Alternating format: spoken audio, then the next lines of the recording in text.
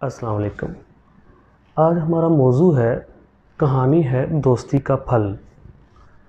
اور یہ کہانی لکھنے والے ہیں شفیع عقیل۔ شفیع عقیل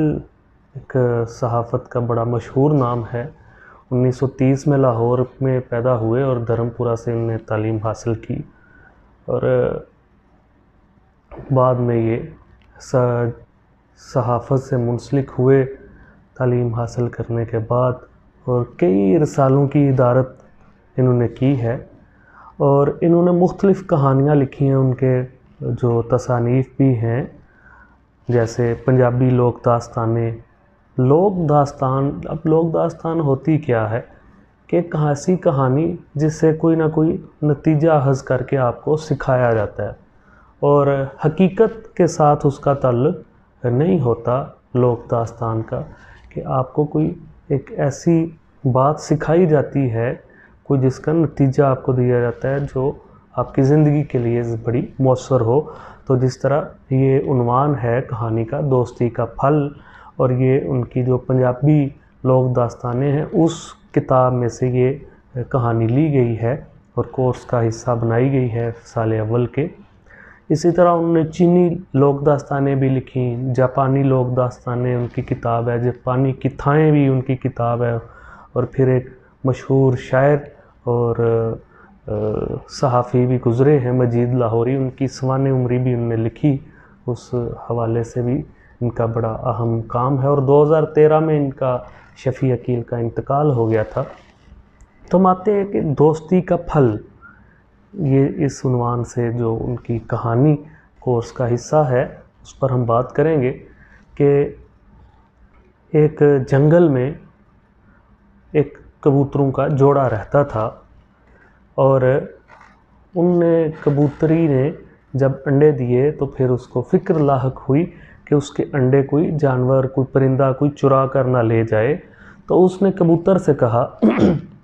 کہ ہمیں چاہیے کہ ہم کوئی دوست بنائیں، ہمارے مشکل وقت میں ہماری مدد کرنے کے لیے کوئی بھی ہمارا دوست موجود نہیں، تو ہمیں کچھ دوست بنانے چاہیے تاکہ مشکل وقت میں جو ہے ہماری مدد کر سکیں، یہ نہ ہو کہ ہمارے انڈے نہ کوئی چرا کر لے جائے۔ اور کبوتر کو یہ بات اچھی لگی، اس نے پھر کہا کہ ہم واقعی اس حوالے سے دیکھتے ہیں، لیکن اس نے کہا کہ ہمارے قریب آس پاس تو کوئی بھی ایسا پرندہ نہیں، ایسا کوئی جانور نہیں ہے جو ہماری برادری کا ہو، جس سے ہم دوستی کر سکیں، البتہ قریب یہ ایک گدھوں کا جوڑا رہتا ہے۔ تو کبوتری نے کہا دوستی تو کسی سے بھی ہو سکتی ہے، گدھ ہیں، دوسری برادری ہے تو کیا ہے، ہم ان سے دوستی کر لیں گے، یہ تو کوئی بری بات نہیں ہے۔ انہوں نے کبوتری کی تجویز کو کبوتر نے مانا، اور وہ گدھ اب کیا ہوتا ہے، گدھ چیل کی طرح کا ایک پرندہ ہے، بڑے پروں والا پرندہ ہے، اور ان کے ساتھ ان کے پاس چلے گئے گدھوں کے جوڑے کے پاس، اور ان کو کہا کہ ہم آپ کو دوست بنانا چاہتے ہیں تاکہ ہم مشکل وقت میں ایک دوسرے کے کام آ سکیں اور زندگی کے معاملات آگے بڑھ سکیں۔ تو انہوں نے کبوتر اور کبوتری کو خوش آمدید کہا، ویلکم کہا، اور بلکہ گدھوں کے جوڑے نے تجویز دی کہ ادھر پاس ہی ہمارے ایک سانپ بھی رہتا ہے، تو اس کو بھی ہم اپنا مشترکہ دوست بنا لیتے ہیں۔ تو دونوں کبوتر اور کبوتری اور گدھوں کے جوڑے نے اس بات پر اتفاق کیا ہے کہ ہم سانپ کو بھی اپنا دوست بنا لیں گے۔ اب عام زندگی میں سانپ تو کسی کا دوست نہیں ہوتا، لیکن یہ لوک کہانی ہے کہ آپ کو کوئی نتیجہ اخذ کر کے دیں گے۔ تو انہوں نے کہا ٹھیک ہے، ہم اس کو بھی دوست بنا لیتے ہیں، تو وہ ان کا بھی دوست بن گیا جو سانپ ہے۔ ایک دن کیا ہوا کہ ایک شکاری جنگل کی طرف آ نکلا، اور شکاری نے کہا چلو میں آیا ہوں، تو جاتے ہوئے کہ یہ ایک گھونسلہ بنا ہوا ہے، اس کو دیکھتا ہوں، یہاں سے جو ہے کوئی انڈے چرا کر لے جاتا ہوں، کوئی پرندے بچے کو چرا کر لے جاتا ہوں کبوتروں کے۔ تو کبوتر اور کبوتری بڑے پریشان ہوئے، اور شام کا وقت تھا، شام کو اس نے یہ کہا کہ چلے میں جاتے جاتے غنیمت کے طور پر یہ لے جاتا ہوں۔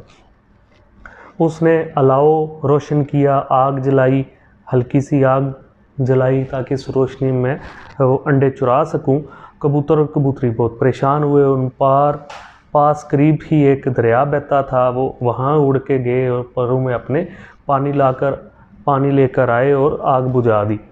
آگ تو بجھا دی، شکاری جو ہے وہ پریشان ہوا اور نیچے دوبارہ درخت سے اترا، اور اس نے اب بڑی بڑی لکڑیاں جلا کر آگ جو ہے اور زیادہ الاؤ روشن کیا اس کا، اور بڑی لکڑیوں کے ساتھ، تاکہ یہ بجھے نہ اب۔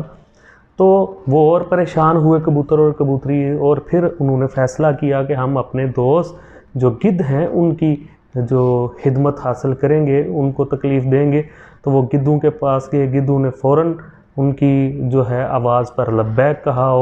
اور دوبارہ شکاری جو ہے لکڑیاں جلا چکا تھا، اور اس روشنی میں اس نے انڈے چرانے تھے اور لے کے چلے جانے تھے۔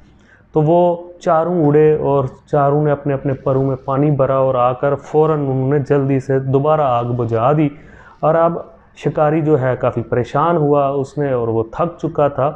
اور اس تھکن سے چور تھا اس کا جسم۔ اس نے سوچا چلے میں رات ادھر ہی آرام کرتا ہوں، صبح نکل جاؤں گا، اور صبح میں انڈے لے کر آسانی سے نکل جاؤں گا۔ اب روشنی میں اب رات ہوگی، رات کو میں کہاں جاؤں گا۔